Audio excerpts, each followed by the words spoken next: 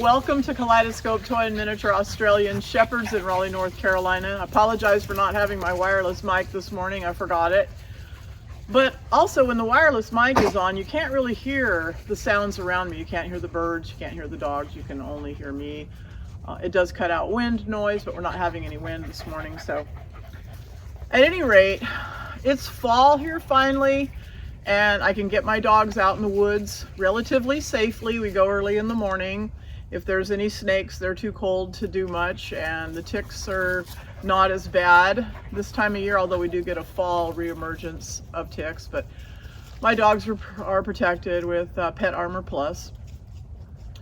But I just wanted to talk with you this morning about your dog's quality of life, and as Stonnie Dennis said it best, he said most house dogs live a life of quiet desperation. Now, what did he mean by that?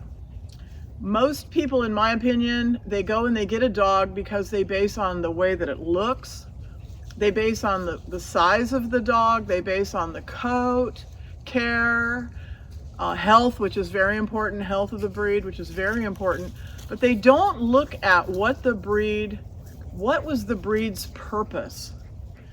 When you get a beagle, what was his purpose? Hunting, seeking, nose to the ground, locked in on that rabbit trail, and he will not take any distractions. Okay, well, that makes him a little bit hard to train because he has been hardwired to put his nose on a scent and follow it and to avoid distractions. Dogs that got distracted from the trail were culled, and that's just French for killed. Okay, they have to keep their nose on the track. You get yourself an Australian Shepherd. Here's a little toy Australian Shepherd, little Matt. We call him Matt because he likes to go flat. He's been like that since he was a little puppy. You go, oh, isn't he cute? Oh, he's adorable. He's so pretty. Oh, I'd love to have him on my couch. Well, Matt, even though he's only 15 pounds, is an Australian Shepherd. He is hardwired to work. He's hardwired to have a job. He's hardwired to get things done. So just like Storm here. They just come to me and they go, what are we going to do now? What are we doing? What are we doing? Where are we going? What are we going to do?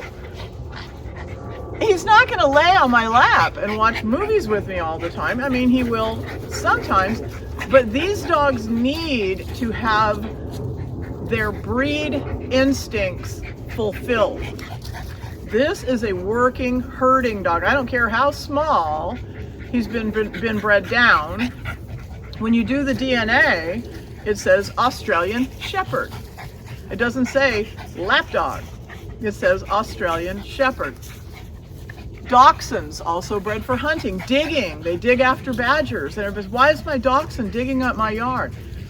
So let me just get back to what Stonnie Dennis said. The quiet desperation comes from these breed needs not being fulfilled. Knock it off.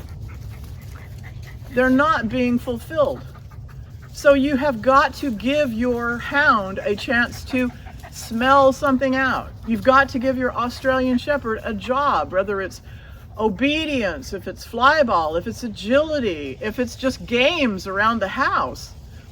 Their mind and their body has got to be worked. This dog here, Barkley, she's sort of an exception to the rule. Now, she likes her exercise, but she leans more towards lazy. Lazy for an Australian Shepherd, not lazy for some other breed. She might be what somebody else might think she's hyper if they have some lazy breed. So learn what kind of dog you have, fulfill its needs. You can't get an Australian Shepherd and wonder why it's nipping at your heels when it's a puppy.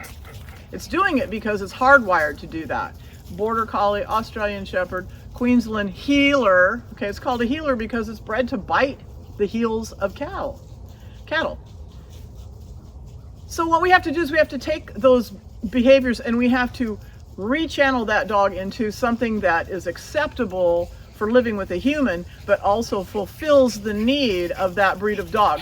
We want to give every dog, regardless of breed or mixed breed mutt, a quality of life that makes it a content dog, that makes it a dog that will hang out with you when you get home, that makes it a dog that will walk quietly on the leash because you we're constantly wanting our dogs to fulfill our needs. Oh, I love my dog. I love my dog. Oh, it's my baby. Oh, I'm a dog mom. Not really, because what you really want is for that dog, you got that dog to fulfill your need for that dog. And that's great. That's why we have pets. But we also have to fulfill the need of the pet. We have got to find out what makes that dog tick, what it likes to do. We've got to exercise the body. We've got to exercise the mind. If you get a swimming breed, my brother brings his Labrador Retriever over here, and it swims in my pond and fetches the ball and swims in my pond and fetches the ball, because that is what it is hardwired to do. Then when they go home and want to sit and watch a movie, she'll just lay there and watch the movie because her needs have been fulfilled for the day. So when you're thinking about your day and the kind of fun you want to have, that is not in line with the kind of day and the kind of fun your dog wants to have. So you've got to meet that dog in the middle and fulfill your dog's needs. And then you have a dog that's happy and content around the house, isn't chewing things up, isn't barking incessantly, isn't fence fighting the neighbor's dogs, isn't, and on the list goes on and on and on and on, the complaints that I hear all the time. And if you have a mixed breed mutt, get a DNA test on it and find out, is it predominantly a working dog? Is it predominantly a herding dog? Is it predominantly a hunting dog? That is super important for the kind of life that you want to give to that dog. You want to fulfill those needs. So hey, we're going to go out for a little hike while it's nice and cool. So thanks for watching. And hey, don't forget to like, subscribe, comment. I really need those comments.